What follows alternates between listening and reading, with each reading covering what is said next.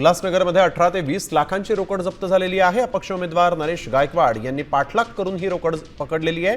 सुभाष टेकडी चौकामध्ये ही रिक्षा पकडण्यात आली। रिक्षा चालक आणि रोकड पोलिसांच्या ताब्यात आहे।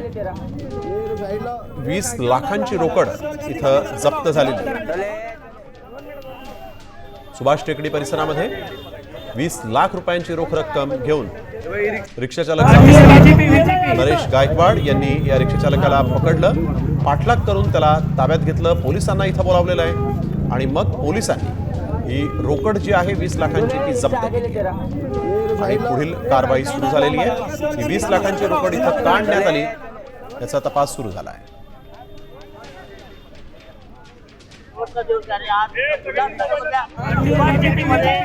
हे नोटा पकडलेले आहेत। हे नरेश गायकवाड अपक्ष उमेदवार। नरेश, काय नेमका प्रकार? नरेश काय प्रकार घडलाय? प्रकार असा घडलेला आहे की गेल्या 4-5 दिवसापासून उल्हासनगर महानगरपालिका निवडणुका चालू आहे, सगळ्यांना माहिती आहे। 4-5 दिवसापासून भारतीय जनता पार्टी छुप्या मार्गाने पैसा वाटत होती आणि आता पुन्हा त्यांनी खुलेआम पैसा वाटणं सुरू केलं होतं।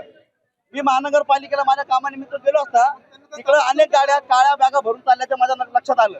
ते एका गाडीचा मी पाठलाग केला, गाडी नंबर वगैरे सगळा फुटेज माझ्याकडे आहे। त्या गाडीचा पाठलाग केल्यानंतर ती गाडी ती बॅग घेऊन अमन टाकी चौकात गेली। एक 2-3 मिनिटं ती गाडी तिथे उभी राहिली। त्यानंतर त्यांनी रिक्षा आहे